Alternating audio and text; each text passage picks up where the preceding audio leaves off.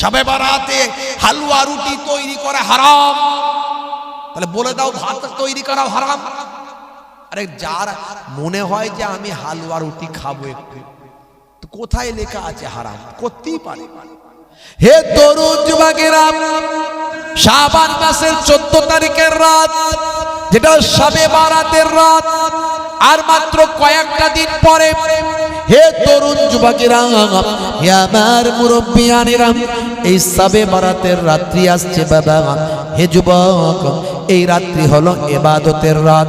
বারাত মানে হলো ভাগ্য, সাব মানে হলো রাত। লাইলাতুল ভাই আমার লাইলাতুল বারাত বলা হয় ভাই আমার ভাগ্যের রাত। এই ভাগ্যের ভাগ্য রজনী বলা হয়। হে যুবকেরা, হে আমার মুরব্বিয়ানেরা, এই রাত্রির মর্যাদা অনেক, এই রাত্রির আমলের গুরুত্ব অনেক। হে যুবকেরা, এই রজনী হলো স্পেশাল রাত। এই রজনী শুধু আমাদের হালুয়া রুটি খাওয়ার রাত নয়। অনেকে মনে করে এই রাতটাই শুধু হালুয়া রুটি খেতে হয়, এই রাতটাই মনে হয় গোশ রুটি খেতে হয়, এই রাতটাই মনে হয় আমাদের আনন্দ করতে হয়। অনেকে আবার এই রাত্রিতে ভাই আমার ঘরে লাইট জ্বালিয়ে দেয়, চারিদিকে মোমবাতি জ্বালিয়ে দেয়। অনেকে কবরস্থান পর্যন্ত মোমবাতি জ্বালিয়ে দেয়, পাড়ায় পাড়ায় লাইট জ্বালিয়ে দেয়। আবার কবরস্থান পর্যন্ত মোমবাতি জ্বালিয়ে কবরস্থানের দাদুর কবরের পাশে হালুয়া রুটি আর গোশটা রেখে দেয়। মনে মনে চিন্তা করে আজকের রাত্রিতে আমার দাদু উঠবে, উঠে গোশ রুটি খেয়ে আবার কবরে ঢুকবে। দাদু তো কবর থেকে উঠলো না, বরং কবরস্থানের ভিতরে ছিল শিয়াল, সেই শিয়ালে খেয়ে নিয়ে চলে গেল। সকালবেলা নাতি প্লেট আনতে গিয়ে বলে, আহারে দাদু আমার বড় ভোগ লেগেছিল, চেটে পুচে খেয়েছি। আছে না নাই? এখনো এই ধারণা কিছু মানুষের আছে, এই রাত্রি হালুয়া রুটি খাওয়ার জন্য নয়। তাহলে কি হালুয়া রুটি বানানো হারাম? এক শ্রেণীর মৌলবী আবার বলছে হালুয়া রুটি বানানো হারাম। এরাও আবার মানে কানাখুড়া এক গুণ বাড়া, এরা ইসলামের কানাখুড়া, বুঝতে পারছেন? বলে না কানাখুড়া এক গুণ বাড়া, সব কানাখুড়া আবার এক গুণ বাড়া নয়, ভালো হয়, বুঝতে পারছেন?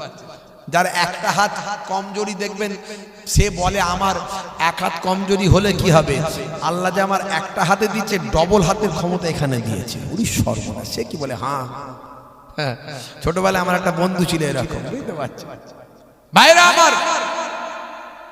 এরা হলো ইসলামের ওয়াকেজ হ্যান্ডিক্যাপ, এই ইসলামের ওয়াকেজ হ্যান্ডিক্যাপ এই লোকগুলো। এরা আবার অতিরিক্ত কথা বলে, যা কোরআন হাদিসে নাই সেগুলো বলে দেয়। শবে বারাতে হালুয়া রুটি তৈরি করা হারাম, তাহলে বলে দাও ভাত তৈরি করা হারাম। আরে যার মনে হয় যে আমি হালুয়া রুটি খাবো একটু, তো কোথায় লেখা আছে হারাম? করতেই পারে।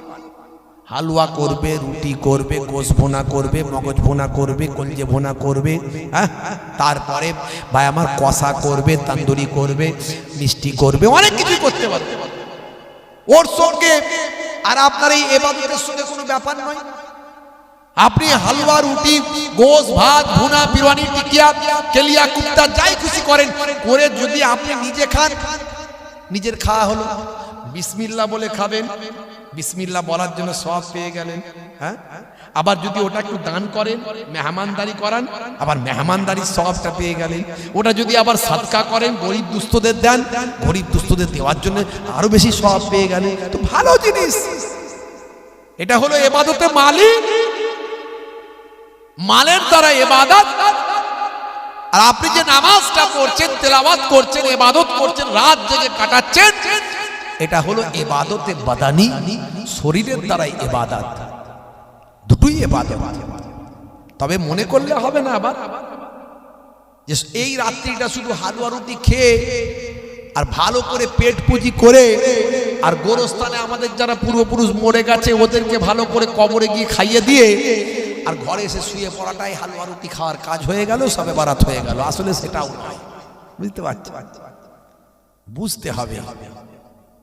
হে তরুণ যুবকেরা, হে আমার বন্ধুরা, হে আমার মুরব্বিয়ানিরা, শুনে রেখে দিন বাবা, আল্লাহর নবী আল্লাহ রাসূল বাড়িতে ঘুমিয়েছিলেন।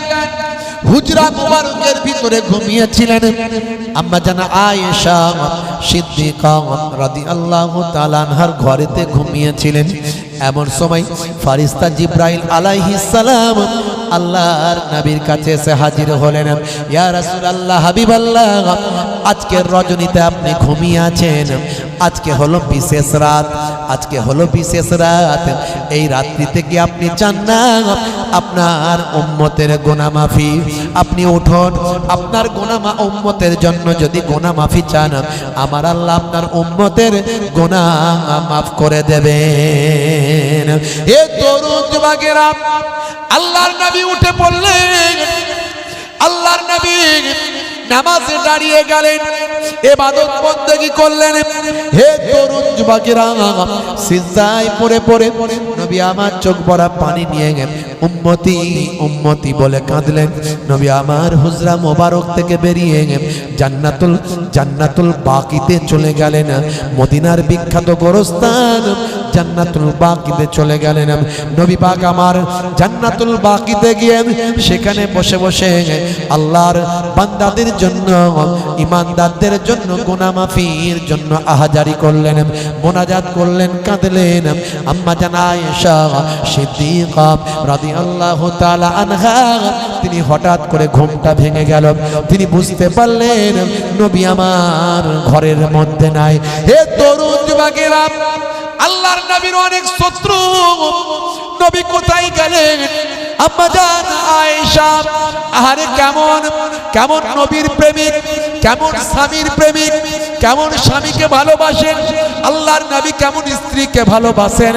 হে তরুণ যুবকেরা, হে আমার মুরব্বিয়ানেরা, হে মুসলমান, আমরা মনে মনে করি শুধু নামাজ পড়লে, হজ করলে, যাকাত দিলে আর কোরআন তেলাওয়াত করলে আমার সব কাজ হয়ে গেল। না না না না, এগুলো হলো বড় ইবাদত। এই ইবাদতগুলোকে রক্ষা করার জন্য ছোট ছোট অনেক ইবাদত নবীর সুন্নাত পালন করতে হবে।